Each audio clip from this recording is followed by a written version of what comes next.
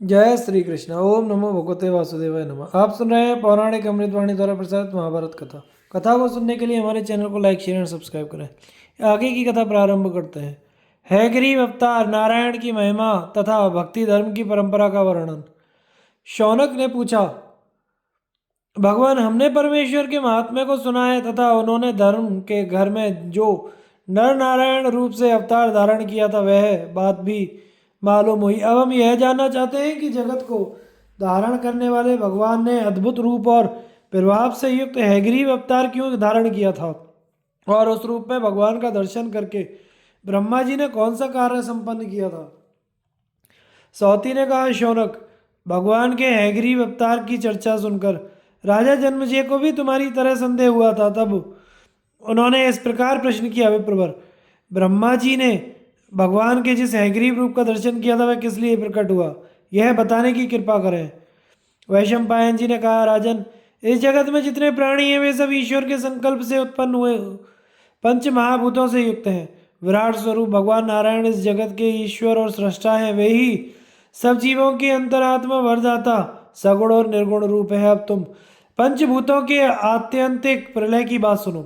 पूर्व काल में जब इस पृथ्वी का एकार्णव के जल में, जल का तेज में, तेज का वायु में, वायु का आकाश में, आकाश का मन में, मन का व्यक्त में और व्यक्त का अव्यक्त प्रकृति में, अव्यक्त का पुरुष ब्रह्मा में और पुरुष का सर्वव्यापक परमात्मा में लय हो गया, उस समय चारों ओर अंधकार ही अंधकार छा गया।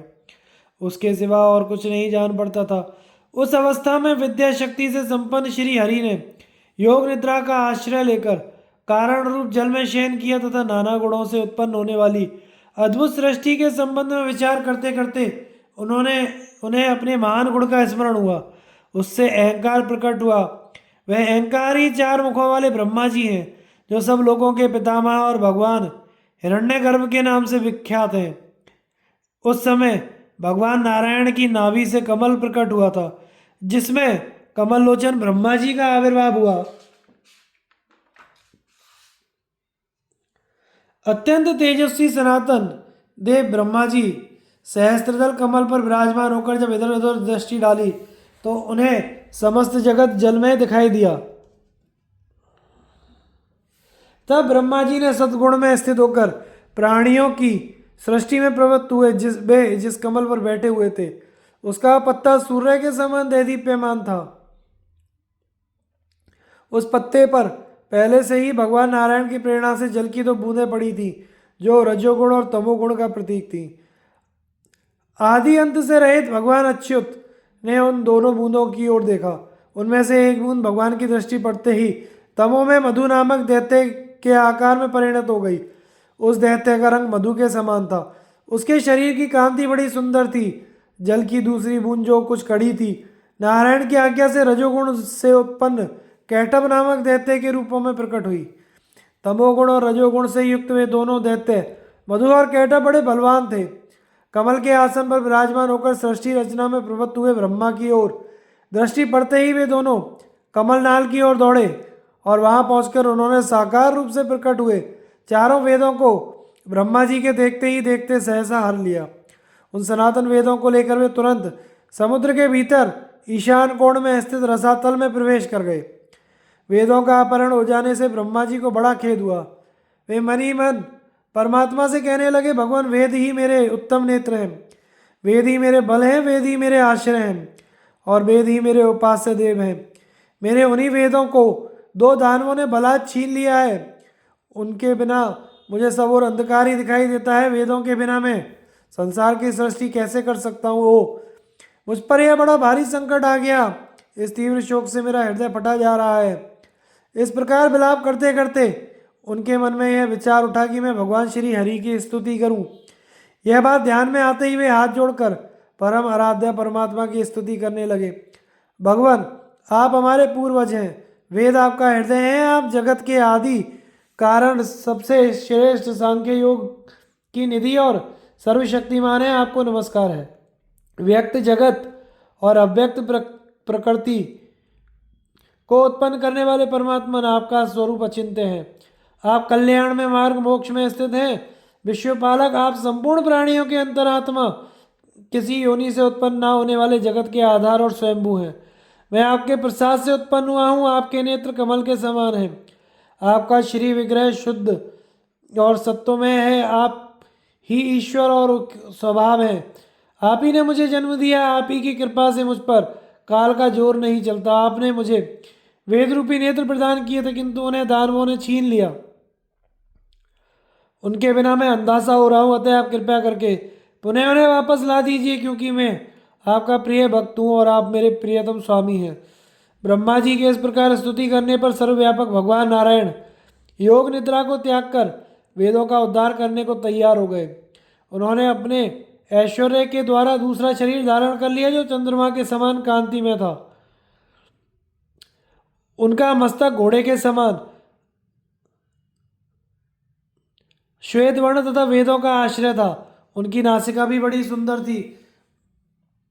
नक्षत्र और ताराओं से युक्त उनका सिर था। सूर्य की किरणों से के समान चमकीले बड़े बड़े बाल थे। आकाश और पाताल उनके कान थे और समस्त भूतों को धारण करने वाली पृथ्वी ललाट थी। इसी प्रकार गंगा और सरस्वती उनका नितंब, महान समुद्र उनकी भौएं, सूर्य और चंद्रमा नेत्र, संध्या नासिका, ओंकार संस्कार, बिजली जीव, सोमपान करने वाले पितर दांत, गोलोक और ब्रह्मलोक होठ और कालरात्रि उनकी ग्रीवा थी। इस प्रकार अनेकों मूर्तियों से आवृत हैग्रीव का रूप धारण करके वे जगदीश्वर वहां से अंतर्ध्यान हो गए और रसातल में प्रवेश कर परम योग का आश्रय शिक्षा के नियमानुसार उदात्त आदि स्वरों से युक्त सामवेद का गान करने लगे। नाद और स्वर्ग से विशिष्ट सामगान की वह मधुर ध्वनि रसातल में सब और फैल गई, जो सब प्राणियों के हित साधन करने वाली थी। दोनों असुरों ने जब वह शब्द सुना तो वेदों को बंधन में बांधकर रसातल में एक ओर फेंक दिया और स्वयं जिधर से वह ध्वनि आ रही थी उसी ओर दौड़े। इसी बीच भगवान हैग्रीव ने उस स्थान पर पहुंचकर रसातल में पड़े हुए संपूर्ण वेदों को अपने अधिकार में कर लिया और उन्हें लाकर पुनः ब्रह्मा जी को सौंप दिया। इसके बाद वे अपना पूर्व रूप धारण करके फिर ज्यों के त्यों सो रहे। इधर जब उन दानवों को शब्द होने का स्थान कुछ दिखाई न पड़ा तो वे पुनः बड़े वेग से उस स्थान पर आ पहुंचे जहाँ वेदों को फेंक आए थे, किंतु वहां भी कुछ हाथ ना लगा। वह स्थान खाली ही दिखाई दिया। अब वे बलवान दैत्य बड़े जोर से ऊपर की ओर बढ़े और शीघ्र ही रसातल से बाहर निकल आए। ऊपर आकर उन्होंने देखा कि पानी के ऊपर शेषनाग की शैया पर एक चंद्रमा के समान कांतिमान पुरुष सो रहा है। वे विशुद्ध सत्व से संपन्न भगवान ही थे, जो योग निद्रा में पौड़े हुए थे। उन्हें देखकर दानवराज मधु और कैटभ ठहाका मारकर जोर जोर से हंसने लगे और रजोगुण और तमोगुण के आवेश में आकर परस्पर कहने लगे, यह जो श्वेत वर्णमाला वाला पुरुष यहाँ नींद ले रहा है, निस्संदेह यही रसातल से वेदों को चुरा लाया है। यह किसका पुत्र है, कौन है और यहाँ क्यों सांप के शरीर पर सो रहा है। इस प्रकार बातचीत करके उन दोनों ने श्री हरि को जगाया। उन्हें युद्ध के लिए उत्सुक देख भगवान पुरुषोत्तम उठ खड़े हुए और उन दोनों की ओर दृष्टि डालकर उन्होंने मनी मन युद्ध का निश्चय किया। फिर तो युद्ध प्रारंभ हो गया और भगवान मधुसूदन ने ब्रह्मा जी का मान रखने के लिए रजोगुण और तमोगुण से प्रभावित उन दैत्यों को मार डाला। इस प्रकार वेदों को वापस लाकर और मधु कैटभ को मारकर उन्होंने ब्रह्मा जी का शोक दूर किया। तत्पश्चात वेद से सम्मानित और भगवान से सुरक्षित हो ब्रह्मा जी ने समस्त चराचर जगत की सृष्टि की। भगवान उन्हें लोक रचना की बुद्धि देकर अंतर्ध्यान हो गए। जहाँ से आए थे वहीं चले गए। इस प्रकार श्री हरि ने प्रवृत्ति धर्म का प्रचार करने के लिए हैग्रीव रूप धारण किया। उनका यह वरदायक रूप परम प्राचीन और विख्यात है, जो ब्राह्मण प्रतिदिन सप्ताह की कथा को सुनता है या स्मरण करता है, उसके अध्ययन का कभी नाश नहीं होता। राजन, तुमने जिसके लिए पूछा था वह हैग्रीव अवतार की प्राचीन कथा मैंने तुम्हें सुना दी। यह उपाख्यान वेद के द्वारा अनुमोदित है। परमात्मा कार्य साधन करने के लिए जिस जिस शरीर को धारण करना चाहते हैं उसे स्वयं प्रकट कर लेते हैं। वे वेद और तपस्या की निधि हैं तथा सांख्य योग ब्रह्म एवं भविष्य रूप हैं। वेदों का पर्यवसान नारायण में ही है। यज्ञ नारायण के ही रूप हैं। तब नारायण की प्राप्ति कराने वाला है और नारायण की प्राप्ति ही उत्तम गति मोक्ष है। इतना ही नहीं, ऋत सत्य और नारायण के ही स्वरूप हैं तथा जिनके अनुष्ठान से पुनर्जन्म नहीं लेना पड़ता वह निवृत्ति प्रधान धर्म भी नारायण को ही लक्ष्य करने वाला है। प्रवृत्ति धर्म भी नारायण का ही स्वरूप है। भूमिका उत्तम गुण, गंध जल गुण, रस तेज का गुण रूप, वायु का रूप स्पर्श, आकाश का रूप आकाश का गुण। शब्द भी नारायण से भिन्न नहीं है। मन काल नक्षत्र मंडल कीर्ति श्री लक्ष्मी संपूर्ण देवता तथा सांख्य योग शास्त्र ये सब नारायण के ही स्वरूप है। पुरुष प्रधान प्रभाव कर्म तथा दैव ये जिन वस्तुओं के कारण होते हैं वे भी नारायण रूपी हैं। अधिष्ठाता कर्ता भिन्न भिन्न प्रकार के कारण नाना प्रकार की अलग अलग चेष्टाएं तथा दैव इन 5 कारणों के रूप में सर्वत्र हरि ही विराजमान है। जो लोग सर्वव्यापक हेतुओं से तत्व को जानने की इच्छा रखते हैं उनके लिए महायोगी नारायण ही एकमात्र ज्ञातव्य है। संपूर्ण लोग ब्रह्मादि देवता महात्मा ऋषि सांख्य के विद्वान योगी और आत्मज्ञानी यति इन सब के मन की बातें भगवान जानते हैं, किंतु उनके मन में क्या है इसका किसी को पता नहीं है।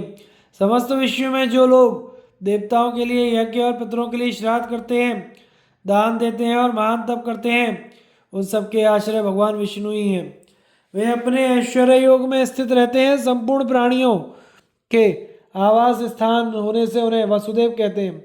ये परम महर्षि नारायण नित्य महान ऐश्वर्य से युक्त और गुणों से रहित हैं, तो भी जैसे गुणहीन काल ऋतु के गुणों से युक्त होता है उसी प्रकार वे भी समय समय पर गुणों को स्वीकार करते हैं। उन महात्मा के गमनागमन को कोई नहीं जानता। जो ज्ञानी महर्षि हैं वे ही उस नित्य अंतर्यामी परमात्मा का साक्षात्कार करते हैं। जन्मेजय ने कहा, ब्राह्मण भगवान अनन्य भाव से भजन करने वाले अपने सभी भक्तों को प्रसन्न करते हुए उनकी विधिवत की हुई पूजा को स्वीकार करते हैं। कितने आनंद की बात है। संसार में जिन लोगों की वासनाएं दग्ध हो गई हैं और जो पुण्य पाप से रहित हो गए हैं उन्हें परंपरा से जो गति प्राप्त होती है उसका भी आपने वर्णन किया, किंतु मेरी समझ में जो ब्राह्मण उपनिषदों सहित संपूर्ण वेदों का विधिवत स्वाध्याय करते हैं तथा जो संन्यास धर्म का पालन करते हैं, इन सबसे उत्तम गति उन्हीं को प्राप्त होती है जो भगवान के अनन्य भक्त हैं। भगवान इस भक्ति धर्म रूप धर्म का किसने उपदेश किया है? इसका आदि उपदेशक कोई देवता है या ऋषि? एकांत भक्तों की नित्य चर्चा क्या है और वह कब से प्रचलित हुई है? मेरे इस संदेह को दूर कीजिए, क्योंकि मुझे इन सब बातों को जानने की बड़ी उत्कंठा है। वैशंपायन जी कहते हैं, राजन, जिस समय कौरव और पांडवों की सेना युद्ध के लिए कुरुक्षेत्र के मैदान में डटी हुई थी और अर्जुन युद्ध से अनमने हो रहे थे, उस समय स्वयं भगवान ने उन्हें गीता में इस धर्म का उपदेश दिया था तथा सृष्टि के आदि में जब भगवान नारायण से ब्रह्मा जी का मानसिक जन्म हुआ उस समय उन्होंने अमित तेजस्वी ब्रह्मा जी को इस धर्म का उपदेश दे करके कहा, तुम युगों के धर्म तथा निष्काम कर्म का विधान करो। यह आदेश देकर वे अज्ञान अंधकार से परे अपने परम धाम को चले गए। तत्पश्चात सबको वर देने वाले लोक पितामह ब्रह्मा जी ने स्थावर जंगम रूप संपूर्ण जगत की रचना की। सृष्टि के प्रारंभ काल में जब अत्यंत उत्तम सत्ययुग का आरंभ हुआ उस समय ब्रह्मा जी ने दक्ष प्रजापति को उस धर्म का उपदेश किया। दक्ष ने अपने ज्येष्ठ दौहित्र आदि को, जो सविता विवस्वान से बड़े थे, यह धर्म बतलाया। उसने उनसे विवस्वान ने प्राप्त किया। फिर त्रेता युग के आरंभ में विवस्वान ने मनु को और मनु ने लोक कल्याण के लिए अपने पुत्र इक्ष्वाकु को इस धर्म का उपदेश दिया। तदनंतर इक्ष्वाकु के उपदेश से इसका विश्वव्यापी प्रचार हो गया। जब संसार का प्रलय होगा तो फिर यह धर्म भगवान नारायण में ही लीन हो जाएगा। नारद जी ने साक्षात जगदीश्वर नारायण से रहस्य और संग्रह सहित इस धर्म को प्राप्त किया था। इस प्रकार यह महान धर्म सबसे प्रथम तथा सनातन है। इसके तत्व को समझना और इसका ठीक ठीक पालन करना कठिन है, तो भी भगवान के भक्त से सदा धारण किए रहते हैं। इस धर्म को जानकर क्रिया द्वारा अच्छी तरह पालन करने तथा अहिंसा धर्म में स्थित रहने से भगवान हरि प्रसन्न होते हैं। राजन, मैंने गुरु के प्रसाद से अन्य भक्तों के धर्म का वर्णन किया है। जिनका अंतःकरण शुद्ध नहीं है उनके लिए इस धर्म को ठीक ठीक समझना कठिन है। भगवान में एकांत भक्ति रखने वाले मनुष्य प्राय दुर्लभ हैं। यदि है संसार भगवान के अनन्य भक्त अहिंसक आत्मज्ञानी और संपूर्ण प्राणियों के हितकारी मनुष्यों से ही भरा रहे तो सर्वत्र सतयुगी छा जाए, कहीं भी सकाम कर्म का अनुष्ठान ना हो। इस प्रकार मेरे गुरु भगवान व्यास ने ऋषियों के निकट श्री कृष्ण और भीष्म के सुनते हुए धर्मराज युधिष्ठिर से इस धर्म का उपदेश किया था और व्यास जी को प्राचीन काल में महातपस्वी नारद जी से यह धर्म प्राप्त हुआ था। नारायण की आराधना में लगे हुए अनन्य भक्त चंद्रमा के समान गौर वाले पर ब्रह्म स्वरूप भगवान अच्युत को प्राप्त होते हैं। अतिथि के कहने से धर्मारण्य का नागराज के यहाँ जाना और सूर्यमंडल से उनके लौटने पर उनसे उच्च वृत्ति की महिमा सुनना। युधिष्ठिर ने कहा, पितामह, आपको आपके बतलाए हुए कल्याण में मोक्ष धर्मों का मैंने श्रवण किया। अब आप आश्रम धर्म का पालन करने वाले मनुष्यों के लिए जो सबसे उत्तम धर्म हो उसका उपदेश कीजिए। भीष्म जी ने कहा, राजन, इस विषय में मैं तुम्हें एक प्राचीन कथा सुना रहा हूँ, उसे सुनो। प्राचीन काल में देवर्षि नारद ने इंद्र को यह कथा सुनाई थी। वह प्रसंग इस प्रकार है। एक बार नारद जी देवराज इंद्र के यहाँ पधारे। इंद्र ने उन्हें अपने समीप बिठाकर उनका बड़ा सत्कार किया। थोड़ी देर बैठकर जब नारद जी विश्राम ले चुके तो उनसे इंद्र ने पूछा, देवर्षि, इधर आपने कोई आश्चर्यजनक घटना देखी है क्या? आप सिद्ध हैं, तीनों लोकों में विचरते रहते हैं। जगत की ऐसी कोई बात नहीं है जो आपसे छिपी हो। यदि आपने कुछ सुना हो, देखा हो अथवा अनुभव किया हो तो उसे कहिए। इंद्र के इस प्रकार पूछने पर नारद जी ने कहा, गंगा के दक्षिण किनारे पर महापद्म नामक उत्तम नगर है। वहाँ एक ब्राह्मण रहता था। वह एकाग्रचित्त तथा शांत भाव से रहने वाला था। उसका जन्म अत्रि गोत्र में हुआ था। वेद में उसकी अच्छी गति थी तथा उसके मन में किसी प्रकार का संदेह नहीं था। वह सदा धर्मपरायण और क्रोध रहित, नित्य संतुष्ट, जितेंद्रिय, तप और स्वाध्याय में संलग्न, सत्यवादी सत्पुरुषों के सम्मान का पात्र था। उसके घर में न्याय से पैदा किए हुए धन का संग्रह था और उसके सगे संबंधियों की संख्या अधिक थी। वह ब्राह्मण उचित शील से संपन्न तथा उत्तम आजीविका से जीवन निर्वाह करने वाला था। एक बार उसने वेदोक्त धर्म, शास्त्रोक्त धर्म और शिष्टाचार, इन त्रिविध धर्मों पर मन ही मन विचार करके सोचा, क्या करने से मेरा कल्याण होगा, मुझे किसका आश्रय लेना चाहिए। इस प्रकार वह प्रतिदिन विचार करता रहा किंतु किसी निश्चय पर नहीं पहुंचा। एक दिन जब वह ऐसी सोच विचार में पड़ा हुआ कष्ट पा रहा था, उसके यहाँ एक परम धर्मात्मा एकाग्रचित्त ब्राह्मण अतिथि के रूप में आ पहुंचा। ब्राह्मण ने उस अतिथि का विधिवत सत्कार किया। जब वह सुखपूर्वक बैठकर आराम करने लगा तो उससे पूछा, विप्रवर, आपकी मीठी बातें सुनकर मेरे मन में आपके प्रति बड़ी आस्था हो रही है। अब आप मेरे मित्र हो गए, इसलिए आपसे कुछ कहना चाहता हूँ, मेरी बात सुनिए। मैं गृहस्थ धर्म को अब अपने पुत्र के अधीन करके श्रेष्ठ धर्म का आचरण करना चाहता हूँ। बताइए, मेरे लिए कौन सा मार्ग श्रेयस्कर होगा? मेरी इच्छा है कि अकेला ही रहूं और आत्मा का आश्रय लेकर उसी में स्थित हो जाऊं। आज तक की आयु पुत्र रूपी फल पाने के लिए विषय भोगों में ही बीत गई। अब परलोक में राह खर्च का काम देने वाले आध्यात्मिक धन का संग्रह करना चाहता हूँ। मुझे इस संसार सागर से पार जाने की इच्छा तो हुई है, किंतु उसके लिए धर्म में नौका कैसे प्राप्त हो यह नहीं जान पड़ता। जब मैं सुनता हूँ, देखता हूँ कि विषयों के संपर्क में आए हुए सात्विक पुरुष भी तरह तरह के कष्ट पाते हैं तथा समस्त प्रजा के ऊपर यमराज की ध्वजा फहरा रही है, तो भोग प्राप्त होने पर भी मेरे मन में उन्हें भोगने की रुचि नहीं होती। इसलिए आप अपने ही बुद्धि बल से उपदेश देकर मुझे धर्म मार्ग में लगाइए। अतिथि ने कहा, ब्राह्मण देव, इस विषय में मेरी बुद्धि भी काम नहीं देती, अतः मैं इस प्रश्न का निर्णय नहीं कर सकता। कुछ लोग वानप्रस्थ के धर्मों का पालन करते हैं और कितने ही गृहस्थ धर्म का आश्रय लिए हुए हैं। कोई राजधर्म, कोई आत्मज्ञान, कोई गुरु शुश्रूषा, कोई मौन व्रत को अपनाए बैठे हैं। कुछ लोग माता पिता की सेवा से, कुछ लोग अहिंसा से, कुछ लोग सत्य भाषण से, कुछ लोग युद्ध में शत्रु का सामना करते हुए प्राण त्यागने से स्वर्ग को प्राप्त हुए हैं। कितने ही मनुष्य उच्च वृत्ति के द्वारा सिद्धि प्राप्त करके स्वर्गगामी हुए हैं। कितने ही बुद्धिमान पुरुष संतुष्ट चित्त और जितेंद्रिय हो वेदोक्त व्रत का पालन तथा स्वाध्याय करते हुए स्वर्गलोक में स्थान प्राप्त कर चुके हैं। इस प्रकार संसार में धर्म के अनेकों दरवाजे खुले हुए हैं। उन्हें देखकर मेरी बुद्धि भी चक्कर में पड़ गई है। तो भी मैं तुम्हें परंपरा से उपदेश करूंगा। मेरे गुरु ने इन विषयों में मुझे जो बात बतलाई है वह बता रहा हूँ, सुनो। पूर्व कल्प में जहाँ धर्म चक्र की स्थापना की गई थी, उसी नैमिषारण्य में गोमती के तट पर नागपुर नामक एक नगर है। उसमें पद्मनाभ नामक एक धर्मात्मा नाग निवास करते हैं। लोगों में उनकी पद्म नाम से प्रसिद्धि है। वे मन, वाणी और क्रिया के द्वारा संपूर्ण प्राणियों को प्रसन्न रखते हैं और कर्म, ज्ञान तथा उपासना इन तीनों मार्गों का आश्रय करके रहते हैं। विषमता का बर्ताव करने वाले पुरुष को वे साम, दाम, दंड और भेद नीति के द्वारा राह पर लाते हैं। समदर्शी की रक्षा करते हैं। नेत्र आदि इंद्रियों को विचार के द्वारा कुमार्ग में जाने से रोकते हैं। तो मुनि के पास जाकर विधि पूर्वक शिष्य भाव से अपना अभीष्ट प्रश्न करके उनके सामने रखो, वे तुम्हें परम धर्म का उपदेश करेंगे। नागराज सबका अतिथि सत्कार करते हैं, शास्त्र के विद्वान हैं और उनकी बुद्धि बड़ी तीव्र है। वे अनुपम तथा वांछनीय सद्गुणों से संपन्न हैं।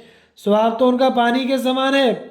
वे सदा स्वाध्याय में लगे रहते हैं। तब इंद्रिय संयम, सदाचार उनके शोभा बढ़ाते हैं। वे यज्ञ अनुष्ठान करने वाले, दानियों के शिरोमणि, क्षमाशील, सद्वार्थ के का पालन करने वाले, सत्यवादी, दोष दृष्टि से रहे, शीलवान, जितेंद्रिय, यज्ञ शेष अन्न के भोक्ता, कर्तव्य अकर्तव्य को जानने वाले, किसी से भी वैर ना करने वाले, समस्त प्राणियों के हित में लगे रहने वाले, पवित्र तथा उत्तम कुल में उत्पन्न है। ब्राह्मण ने कहा, विप्रवर, मुझ पर बड़ा भारी बोझ लदा हुआ था, उसे आज आपने उतार दिया। आपकी यह बात सुनकर मुझे बड़ी सांत्वना मिली है। राह चलने से थके हुए बटोही को शैया, प्यासे को पानी और भूखे को भोजन मिलने से जितना संतोष होता है तथा प्रेमी के दर्शन से जितना आनंद मिलता है, उतना ही आनंद आज आपकी बातों से मुझे मिल रहा है। महात्मन, आपने मुझे जैसी सलाह दी है वैसा ही करूँगा। अब सूर्य अस्ताचल को जा रहा है। आज की रात आप मेरे साथ यहीं रह जाइए और सुखपूर्वक विश्राम करके भली भांति अपनी थकावट दूर कीजिए, फिर सवेरे चले जाइएगा। तदनंतर वह अतिथि उस ब्राह्मण का आतिथ्य ग्रहण करके रात भर उसके यहाँ रहा। दोनों में मोक्ष धर्म के विषय में बातें होती रहीं। बात करते करते उनकी सारी रात बड़े सुख से बीती। सवेरा होने पर ब्राह्मण द्वारा सम्मानित हो वह अतिथि चला गया और धर्मात्मा ब्राह्मण अपने घर के लोगों की अनुमति लेकर अतिथि के बताए हुए नागराज के घर की ओर चल दिया। रास्ते में एक मुनि के आश्रम पर जाकर उसने नागराज का पता पूछा। उस मुनि ने जो कुछ बताया उसको ध्यान से सुनकर उसी के अनुसार चलता हुआ ब्राह्मण नागराज के स्थान पर पहुंचा। उनके दरवाजे पर जाकर ब्राह्मण ने आवाज़ दी। उसे सुनकर धर्म पर प्रेम रखने वाली नागराज की पतिव्रता पत्नी ब्राह्मण के सामने आई और शास्त्र विधि के अनुसार उसका पूजन करके स्वागत करती हुई बोली, ब्राह्मण देव, आज्ञा दीजिए, आपकी क्या सेवा करूं? ब्राह्मण ने कहा, देवी, तुमने मधुर वाणी से मेरा स्वागत और पूजन किया, इससे मेरी थकावट दूर हो गई। अब मैं महात्मा नागराज का दर्शन करना चाहता हूँ। यही मेरा सबसे बड़ा कार्य है और मनोरथ है, और इसी के लिए आज मैं उनके इस आश्रम पर आया हूँ। किंतु उस समय वहाँ नागराज उपस्थित ना थे।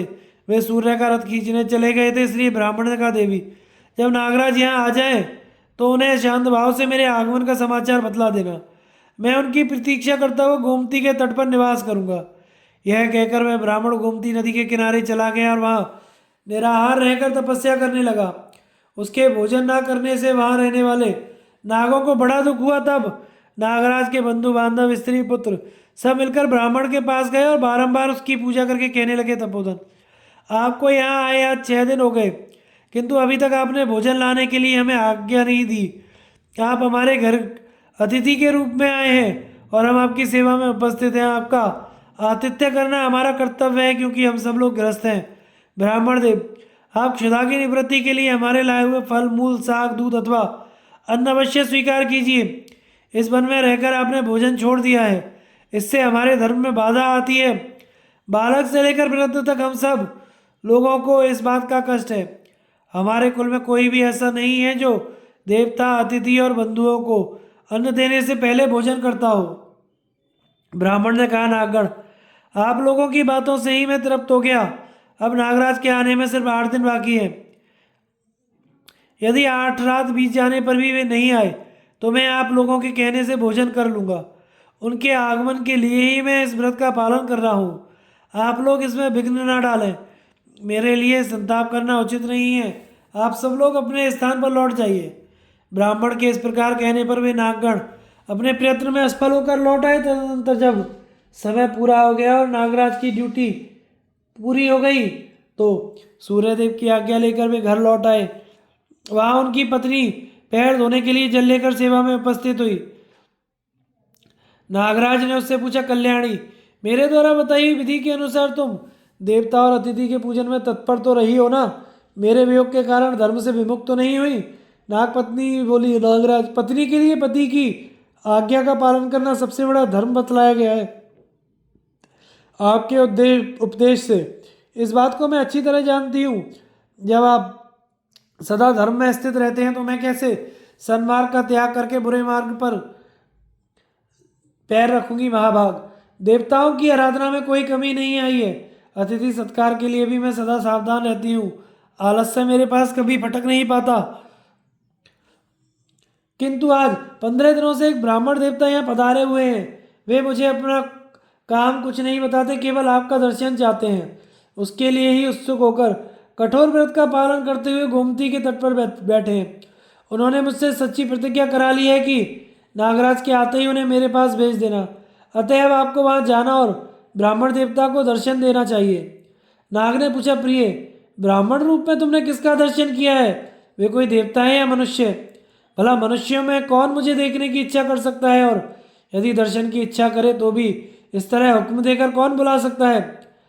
नागपत्नी बोली, नाथ, उनकी सरलता देखकर तो यही जान पड़ता है कि वे कोई देवता नहीं है। मुझे तो उनमें एक बहुत बड़ी विशेषता यह जान पड़ती है कि वे आपके बड़े भक्त हैं।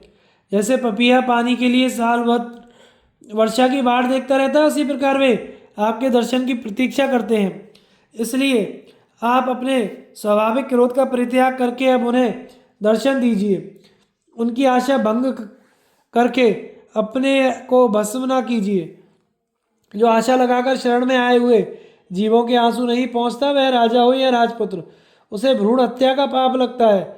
मौन रहने से ज्ञान रूपी फल की प्राप्ति होती है, दान देने से यश बढ़ता है, सत्य बोलने से वाणी की पटुता और परलोक में प्रतिष्ठा प्राप्त होती है, न्यायपूर्वक धन का उपार्जन करने से उत्तम फल मिलता है, अपनी इच्छा के अनुकूल कार्य भी यदि दूसरे के संघर्ष से रहे तथा आत्मा का कल्याण करने वाला हो तो उसको करने से कोई नरक में नहीं पड़ता। नाग ने कहा, प्रिय, जाति दोष के कारण ही मुझे कभी कभी अभिमान और रोष का शिकार हो जाना पड़ता है, किंतु आज तुमने अपने उपदेश रूप अग्नि के द्वारा मेरे संकल्प जनित क्रोध को भस्म कर डाला। मेरी दृष्टि में क्रोध से बढ़कर मोह में डालने वाला कोई दोष नहीं है, और क्रोध के लिए सर्प जाति अधिक बदनाम है। इसलिए आज तुम्हारी बात सुनकर तपस्या के शत्रु और कल्याण से भ्रष्ट करने वाले इस क्रोध को मैंने काबू में कर लिया। तुम जैसी गुणवती स्त्री को पाकर मैं अपने सौभाग्य की विशेष सराहना करता हूँ। अच्छा, अब मैं गोमती के तट पर जहाँ वे ब्राह्मण देवता विराजमान है जाता हूँ।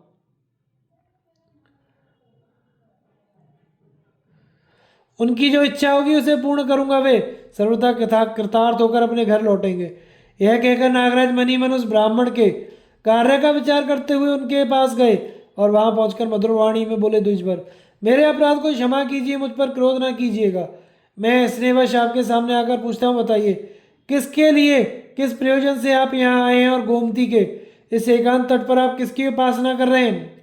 ब्राह्मण बोला, मेरा नाम धर्मारण्य है। मैं नागराज पद्मनाभ का दर्शन करने के लिए आया हूँ। उन्हीं से मुझे कुछ काम है। उनके स्वजनों से मैंने सुना है कि वे यहाँ से दूर गए हुए हैं।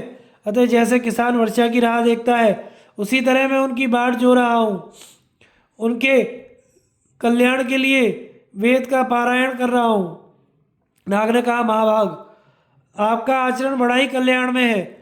आप बड़े ही सत्पुरुष और सज्जनों पर दया करने वाले हैं, क्योंकि दूसरों पर स्नेह दृष्टि रखते हैं। मैं ही वह नाग हूँ जिससे आप मिलना चाहते हैं। इच्छा अनुसार आज्ञा दीजिए, मैं आपका कौन सा प्रिय कार्य करूँ? अपनी स्त्री से आपके आगमन का समाचार सुनकर मैं स्वयं ही आपसे मिलने आया हूँ। आपने हम लोगों को अपने गुणों के मोल खरीद लिया है, क्योंकि आप अपने हित की बात भूलकर मेरे ही कल्याण का चिंतन कर रहे हैं। ब्राह्मण बोला, नागराज, मैं आप ही के दर्शन की इच्छा से यहाँ आया हूँ और आपसे कुछ पूछना चाहता हूँ। इस समय मेरे मन में एक नया प्रश्न उठा है, पहले इसका उत्तर दे लीजिए, इसके बाद अपना कार्य निवेदन करूँगा। आप सूर्य के एक पहिए वाले रथ को खींचने के लिए जाया करते हैं। यदि वहाँ कोई आश्चर्यजनक बात आपने देखी हो तो बताने की कृपा करें। नाग ने कहा, ब्राह्मण, भगवान सूर्य अनेकों आश्चर्यों के स्थान हैं, जिनके तेज में स्वयं परमात्मा का निवास है, जिनसे नाना प्रकार के बीज उत्पन्न होते हैं जिनके सहारे ही चराचर जगत के साथ समस्त पृथ्वी टिकी हुई है और जिनके मंडल में आदि अंत से रहित सनातन पुरुषोत्तम नारायण विराजमान है। उनसे बढ़कर आश्चर्य की वस्तु और क्या हो सकती है। किंतु इन सब आश्चर्यों से भी बढ़कर एक आश्चर्य की बात मैं बता रहा हूँ, उसे सुनिए। प्राचीन काल की बात है। दोपहर के समय भगवान भास्कर संपूर्ण लोकों को तपा रहे थे। उसी समय दूसरे सूर्य के समान एक तेजस्वी पुरुष दिखाई पड़ा। वह अपने तेज से संपूर्ण लोकों को प्रकाशित करता हुआ मानो आकाश को चीरकर सूर्य की ओर बढ़ा आ रहा था। पास आने पर भगवान सूर्य ने उसे भेंटने के लिए अपनी दोनों भुजाएं फैला दी। उसने भी सम्मान के लिए अपना दाहिना हाथ सूर्य की ओर बढ़ा दिया। तत्पश्चात आकाश को भेद कर वह सूर्य की किरणों के समूह में समा गया और एक क्षण में तेज राशि के साथ एकाकार होकर सूर्य स्वरूप हो गया। उस समय हम लोगों के मन में यह संदेह हुआ कि इन दोनों में से असली सूर्य कौन है, जो इस रथ पर बैठे हुए हैं अथवा जो अभी पधारे हुए हैं। ऐसी शंका होने पर हमने सूर्य से पूछा, भगवान, ये जो द्वितीय सूर्य के समान आकाश लांघकर यहाँ तक आए हैं, कौन है। सूर्य ने कहा, ये उच्च वृत्ति का पालन करने वाले सिद्ध मुनि थे, जो दिव्यलोक को प्राप्त हुए हैं। फल मूल सूखे पत्ते पानी हवा और यही इनके भोजन की सामग्री थी। इन्होंने संहिता के मंत्रों से भगवान शंकर का स्तवन किया था। ये सदा अपने मन को वश में रखते थे, किसी का संग नहीं करते थे और बड़े नेप्रसय थे। खेत आदि में गिरे हुए अनाज के दाने अथवा बाल बीन कर लाते, उसी से जीविका चलाते थे। साथ ही समस्त प्राणियों के हित में तत्पर रहते थे। ऐसे लोगों को जो उत्तम गति प्राप्त होती है, उसे देवता गंधर्व असुर नाग कोई नहीं पा सकते। विप्रवर, सूर्यमंडल में यही आश्चर्य मैंने देखा था। सिद्धि को प्राप्त हुए इसी तरह पुरुष इसी तरह इच्छा अनुसार उत्तम गति पाते हैं। ब्राह्मण ने कहा, नागराज, इसमें संदेह नहीं कि ये एक आश्चर्यजनक वृत्तांत है। इसे सुनकर मुझे बड़ी प्रसन्नता हुई है। मेरे मन में जिस बात की अभिलाषा थी, उसके अनुकूल वचन कहकर आपने मुझे रास्ता दिखाया। आपका कल्याण हो। अब मैं यहाँ से जाऊँगा। आप समय समय पर मेरा स्मरण करते रहे। नाग ने कहा, द्विजवर, आपने अभी अपने मन की बात तो बताई नहीं, फिर चले कहाँ जा रहे हैं। जिस काम के लिए आए थे उसे बताइए तो सही। जब वह कार्य सिद्ध हो जाए तो मेरी अनुमति लेकर जाइएगा। आपका मुझ पर अधिक प्रेम है, इसलिए वृक्ष के नीचे बैठे हुए राही की तरह सिर्फ मुझे देखकर ही चल देना आपके लिए उचित नहीं है। मेरी आप में भक्ति है और आपकी मुझ में। ऐसी स्थिति में यह सारा परिवार आपका है, फिर मेरे यहाँ रहने में आपका क्या संकोच है। ब्राह्मण ने कहा, महाप्रज्ञ, आपका कहना ठीक है। जो आप हैं सो मैं हूँ, हम दोनों में कोई भेद नहीं है। मैं आप तथा समस्त प्राणी परमात्मा में लीन होने पर एक सदा एक रूपता को ही प्राप्त होते हैं। नागराज, पुण्य संग्रह के विषय में मुझे कुछ संदेह हो गया था, किंतु अब वह दूर हो चुका। मैं उच्च व्रत का पालन करके अपने अभीष्ट अर्थ का साधन करूंगा, यही मेरा निश्चय है। आपके द्वारा मेरा कार्य बड़ी उत्तमता से संपन्न हो गया और मैं कृतार्थ हो गया। आपका कल्याण हो। अब मुझे जाने की आज्ञा दीजिए। इस प्रकार नागराज की अनुमति लेकर वह ब्राह्मण उच्च व्रत की दीक्षा लेने के लिए भृगुवंशी च्यवन ऋषि के पास गया। उन्होंने उसे दीक्षा दे दी और वह उस धर्मानुकूल व्रत का पालन करने लगा। उसने उच्च वृत्ति की महिमा से संबंध रखने वाली इस कथा को च्यवन मुनि से भी कहा। च्यवन ने राजा जनक के दरबार में नारद जी से यह पवित्र कथा सुनाई। नारद जी ने इंद्र को और इंद्र ने ब्राह्मणों को इस कथा का श्रवण कराया। युधिष्ठिर, परशुराम जी के साथ जब मेरा भयंकर युद्ध हुआ था, उस समय वसुओं ने मुझे यह कथा कही थी। इस समय जब तुमने मुझे परम धर्म के संबंध में प्रश्न किया है, तो उसी के उत्तर में मैंने यह पवित्र कथा तुम्हें सुनाई है। तत्पश्चात वह ब्राह्मण दूसरे वन में चला गया और वहाँ उच्च वृत्ति बिखरे हुए अनाज के दाने और बाल बीनने से प्राप्त हुए परिमित अन्न का भोजन करता हुआ यम नियम का पालन करने लगा। शांति पर्व समाप्त। आगे की कथा का प्रसारण हम अगले भाग में करेंगे। हमारे चैनल को लाइक शेयर एंड सब्सक्राइब करें। धन्यवाद।